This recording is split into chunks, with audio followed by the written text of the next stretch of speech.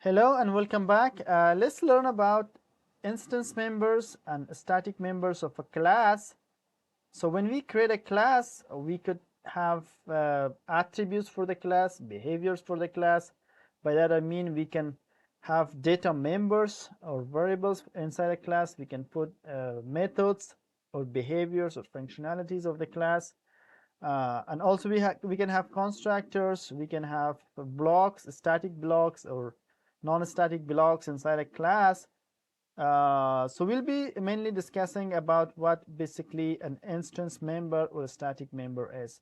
By member I mean like everything we put inside a class. Let's quickly create a class. I'm gonna call it a student. We can have data member for the class, data member. Let's give a student a string, maybe name. Let's give him int integer, int age of type integer. So these are the data member of the class, or we call it the class variable or the class attributes. We can call it different names. Beside these, we can have methods inside the class, right? We can also have blocks, static blocks or non-static blocks we can have for the class. We can have constructors, methods like getters, setters, toString, etc. All of them are called members of the class, right? So either method can be static or non-static or instance method. We can have blocks. We can have instance block or static block. We will learn about the difference between these two. These are all non-static or instance variable. We can have a static variable for the class also using the static keyword. Static, for example, a string. Let's give it a school name. So what is the difference between this type of variable and this type of variable? We can have also non-static methods and static methods. We can have non-static blocks and static blocks. So let's quickly see. When we have an instance member, or it's also called non-static members. So when we have a non-static member, it belongs to an object of that class, right? All the instance members belong to an object of the class, and we can access them through the object of the class. And each object gets a copy of its own. That's why the non-static members or the non-static variables make each object like distinguishable. They make them unique, right? Let's create some students here. If I create a student, if I go here, I'm just want to quickly maybe put some constructor. I'm gonna press Alt and Z here. Let's define a constructor here. I can accept the non-static members, name and string, but I cannot accept the static members at the time of object instantiation or the time of creating object at the constructor, because this does not belong to an object, specific object. A static member belongs to a class. It's common or shared among all the objects, okay? So we can, at the time of instantiation or creating an object, at the constructor, we can accept only the non-static members. So let's accept name and age. For the student, I'm gonna create here maybe student. Let's call it maybe Alex. Give it a name, reference variable, and using the new keyword, I instantiate or create the object, right? Student. If I press Ctrl P, I can accept a name for that. Let's give it Alex. And what I'm gonna do is I'm gonna give it an age of 20. If I create another student object, I can press Ctrl D to duplicate this line of code. Let's create another student. Let's call it Bob. Bob. Let's give it a different name. Bob, and Bob is maybe 22 years old, right? So we said that static, non-static members or instance member, they belong to an object, and we can access them using the object. So if I want to access the name of Alex, I say Alex dot, see, I can get the name and age. If we define them as private, then definitely we will have getters and setters, but for this video I'm going to leave it as default so that I can access them directly. But normally we encapsulate them, we define our member variables as private, and we provide getters and setters, public accessors for the accessors, and mutator for the private fields.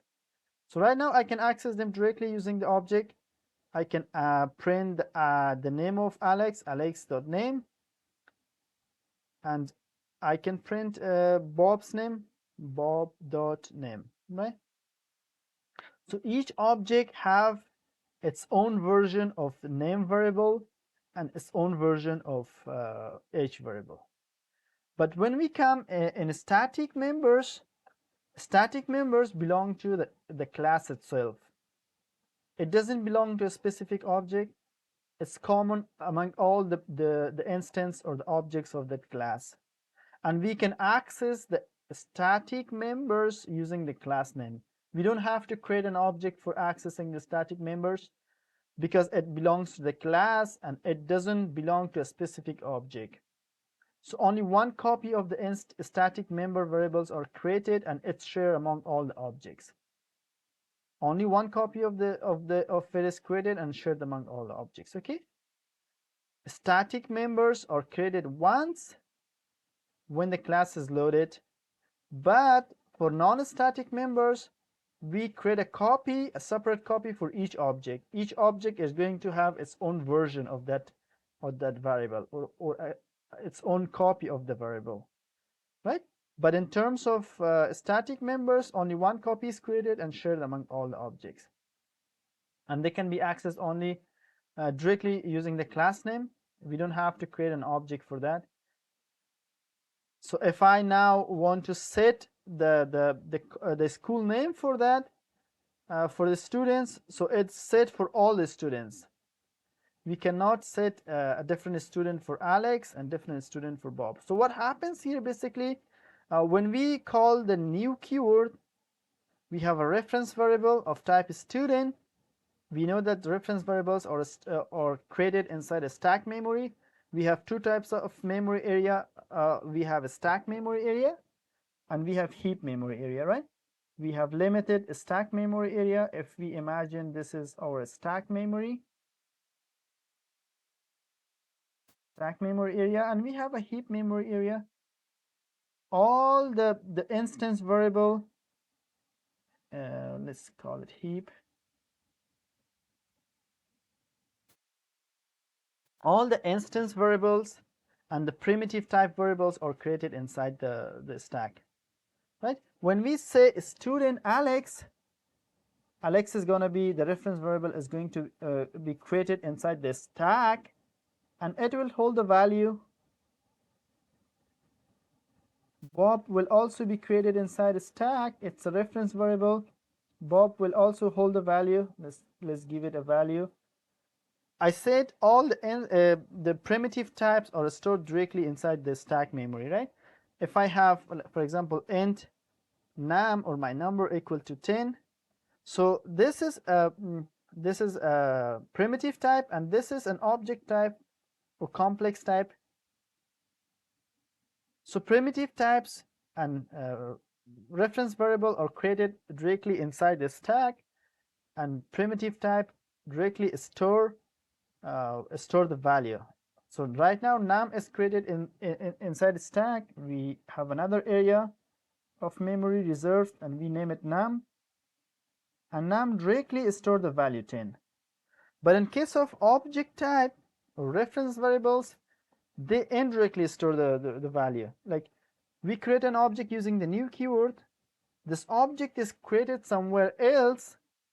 So the new keyword is going to call the constructor of the student, and it creates an object of type student inside the heap memory, okay? So we have a different area of the memory called heap.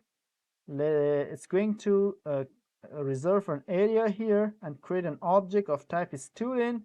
That object will have a name and it will have an age, type integer, right? and the heap it's created inside the heap memory, and it will have a memory address. For example, the static memory address, imagine this is gonna be like maybe 500. We will have hexadecimal values, but imagine we have a memory address 500. So the new keyword is gonna return the memory address of this object, and this reference variable Alex is going to store the memory address or reference of the object. Okay, so the reference variable does not directly store the object, it stores a reference or a memory address to that object. When we say student Bob equal to new student, we again call the new student. New student is going to call the constructor of the student, and it creates another object, a new object inside the heap memory, and it returns a memory address. Let me see if not this one. If I go here, where was it? Let me use this one. So what the new keyword is going to do, it creates an object inside the heap, and it's going to return a memory address, and the memory address is going to be stored in this reference variable. Okay? Every time we call the new keyword, it's going to create an object inside the heap, and it returns the reference variable, the reference to that object, and we store it in our reference variable. Okay? So let's go back here. What I can do, when we call the new keyword, another object of type student is created inside the heap. It will have its own version of name. See, we have two different name variable, and also we have two different age variable. These are non-static or instance variables. So for each object, we get a separate copy of them, right? So this name can hold a different value, this age can hold a different value. This name is different from this name, it can hold a different value, and this age is different from this age, it can hold a different value, right? So the new keyword is gonna return the memory address. Say this memory address is gonna have maybe 600, and Bob, which is a reference variable, is going to store a reference to that object or the memory address of that object. But in case of a primitive type, the values are directly stored inside the stack memory address. Okay, that's why in case of reference, in case of non-static members or instance members, we get a separate copy of each variable inside the heap memory. So these make each object different, right? They're independent of each other. They do not interfere to each other, right? But what happens in case of a school name? We have a static member. We said the static members are shared among all the instances of the class. One copy of this static member will be created, and it will be shared among all the objects. Right? Let's say if I say student, the class name dot, see, we can directly access the static members using the class name. I don't have to create an object for that. I can set a value for this, for example, equal to what is school, for example, maybe let's call it school 123. Give it a school name. Okay, so this school name is shared among all the classes. It's going to be the same for the Bob, for Alex. If we have hundreds of objects of type student, they will have the same school name, because one copy of this is created and it's shared among all the objects. Okay, so if we visualize that, let me zoom this a little bit out. So somewhere in memory area, in memory area, a variable of type a string will be created. We have it a school name,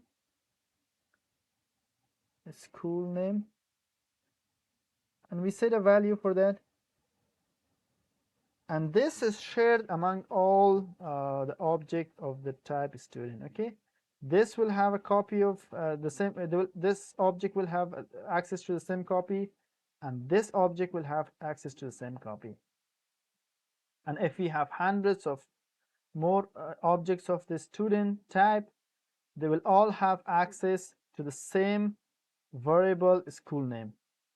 One copy is created and it's shared among all the objects of the type student. Okay,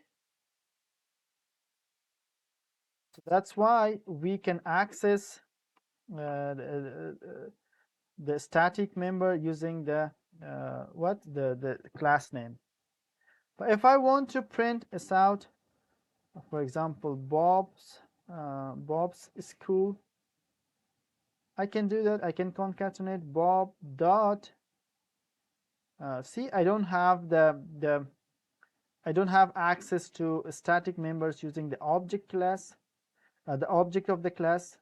We can access them only through the class name. If I say Bob dot,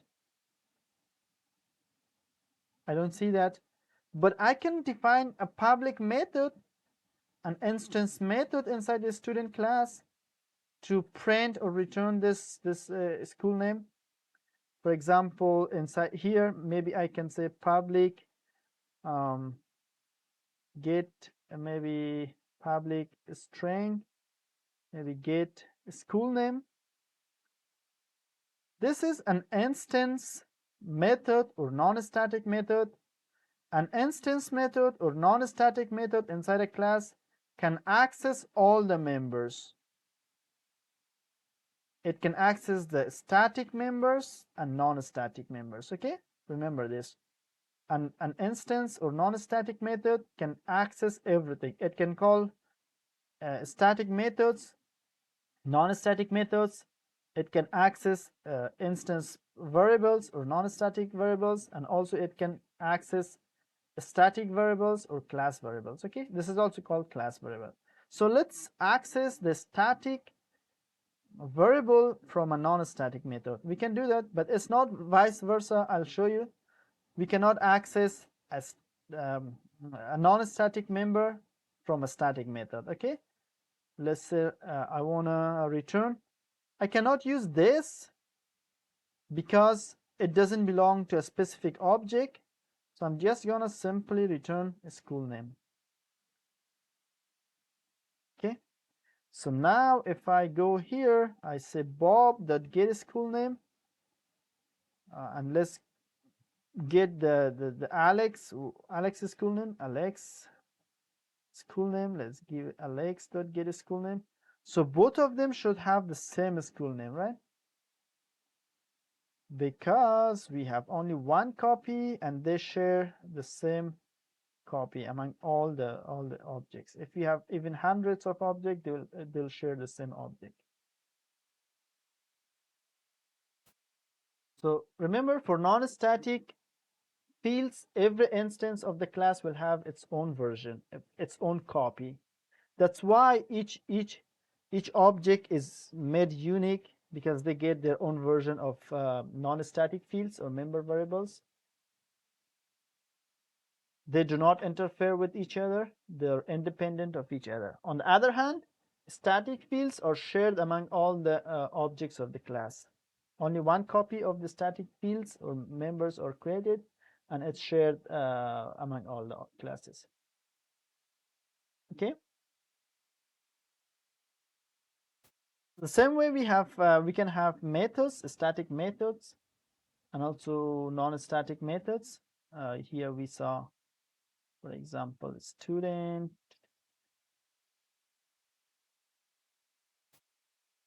Let's see. We can have, let's give him like maybe public static, for example, print school info, and it returns nothing. Public static void, it returns nothing.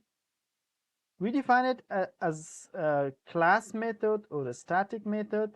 Remember, I said we cannot access non-static members or non-static methods from a static method inside a class.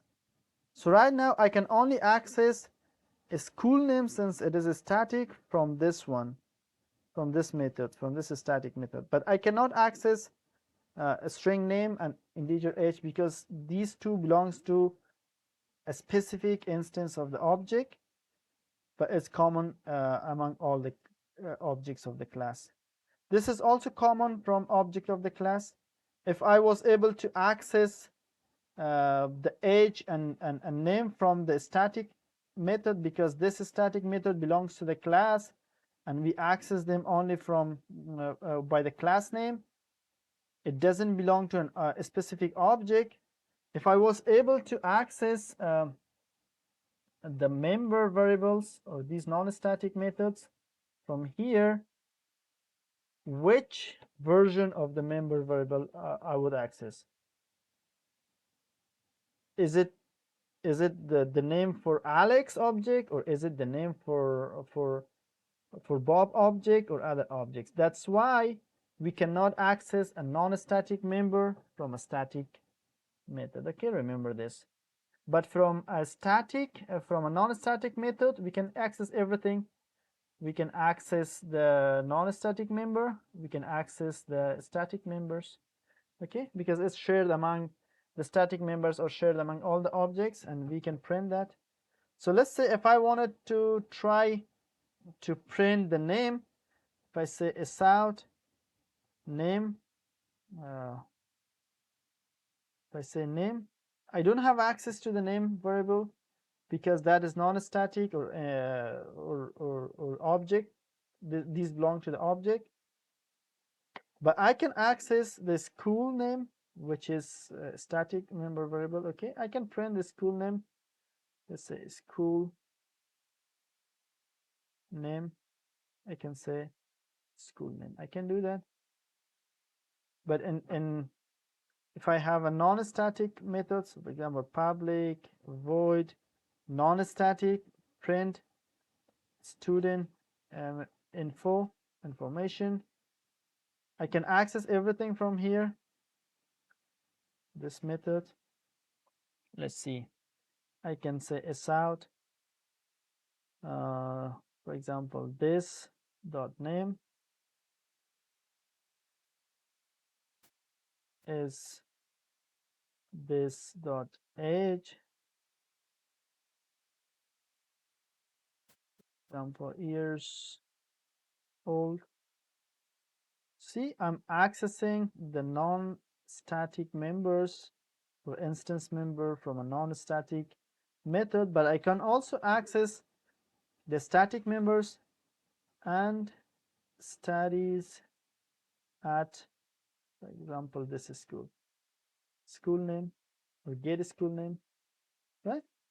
I can do that because I can access anything from a non-static a non-static method, right? If I go here to the main, if I say bob dot print student information, and let's say alex dot print student information, they're gonna have the same school name but different age and name, right? Let's see the output very quick. Bob is 22 years old. Bob, two different variables, right? Alex, two different variables, but the school name is the same. So let's see what else we can talk about. We can have blocks inside a class. We can have static blocks. For example, static, let's say block. We can define a block using opening and closing curly braces. And this block belongs to the class, okay? We usually use it to initialize class level variables. For initialization, we use it. It runs once when the class is loaded at the memory, okay? If I say sout static block got executed, and I can, for example, initialize some variables if I want a static variable. Say I want to say school name. equal to school 1, 2, 3. I can do that here.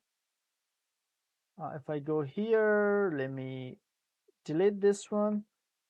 And if I run the code, see, a static block gets executed first at the beginning before the objects are created. First, whenever the class is loaded, this block gets executed. We set the school name and we can access that. Okay, it's shared among all the objects. The same case, we can have non-static blocks, and the non-static blocks gets executed for each object. For each object creation, we can define like non-static block like this. Let's say is out non-static block is executed. It gets executed for each class. Okay, so we create for each object, sorry, for each object instantiation, for each object creation, it gets executed. So I'm gonna comment out this one.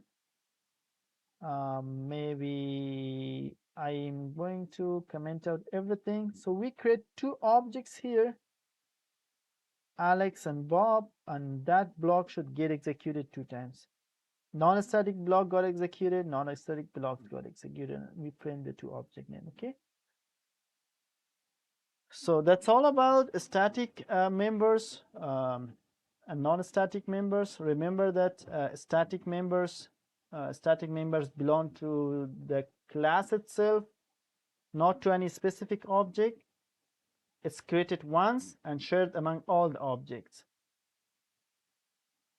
and it's loaded when the class is loaded to the memory. Only one copy exists and it's shared among all the objects. But in case of non-static blocks or non-static members, every object will have its own version, right? And when it comes to the block, the non-static block, it gets executed for each object creation. And each object will have their own version of their non-static members. Okay, thank you so much for watching, and see you in the next video. Bye bye.